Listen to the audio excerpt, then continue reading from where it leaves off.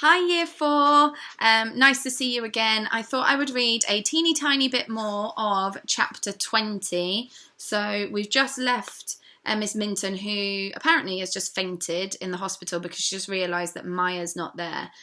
So I'm not going to read, it's not a long chapter anyway, chapter 20, but I thought I'd keep it short and sweet for a Monday and hope you enjoy. So chapter 20.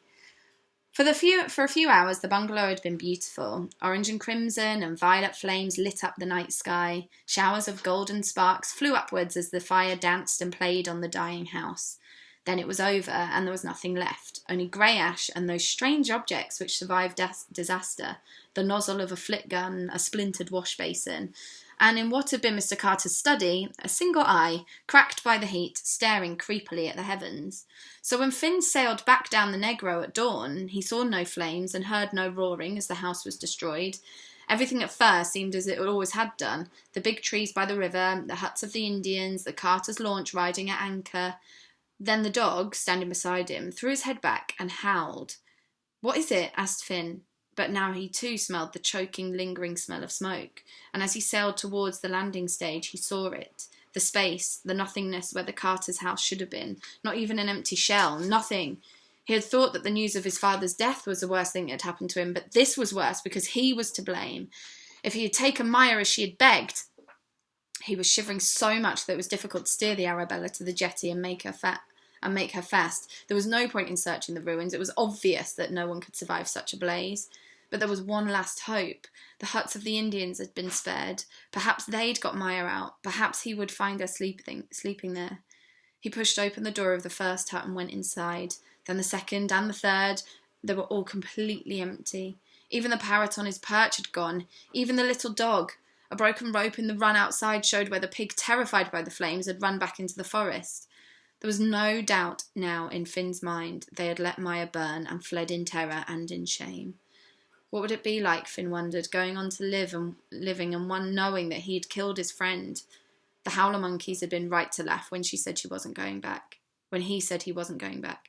He'd turned down river again almost at once to fetch Maya, and he had made good time travelling with the current, but it was too late. Finn went outside again and stood on the square of the raked gravel that had been in the Carter's garden. His mind seemed to have stopped working. He had no idea what to do. Should he go into Manaus and see if he could find anything out from the hospital, perhaps? After a while, he found himself walking back along the river path to where he left the Arabella. As he came to the fork in the path which led back into the forest, the dog put his head down excitedly into a patch of leaf mould. Finn pushed him aside and saw the smear of blood. Then a little way off, another, and another. He almost fell over her. She lay so still, hidden in the leaves and creepers, almost as if she'd burrowed into the forest to die. But she wasn't dead. She lay stunned, still in her nightdress, breathing lightly with closed eyes. The blood came from a gash in her leg. He could see no burns on her skin. She must have fainted from the loss of blood. When he said her name, she opened her eyes. One hand went out to his sleeve. "Can we go now?"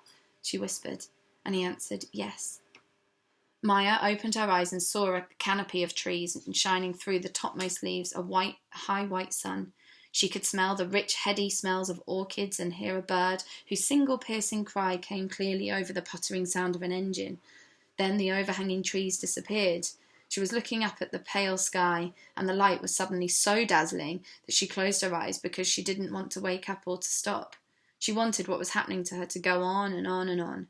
She was lying on a ground sheet at the bottom of the boat, and they were moving steadily through the water. Not fast, not slowly, the perfect speed to lull her back to sleep. She was covered by a grey blanket. She pushed it off and saw that her leg was bandaged. It throbbed, but not unpleasantly. It seemed to belong to someone else. She closed her eyes and slept again. When she awoke once more to find that something was resting against her side, snoring gently, a dog the colour of dark sand. So then she turned her head and saw behind her Finn, sitting quietly in the stern with his hand on the tiller, and she knew she was on the Arabella and safe.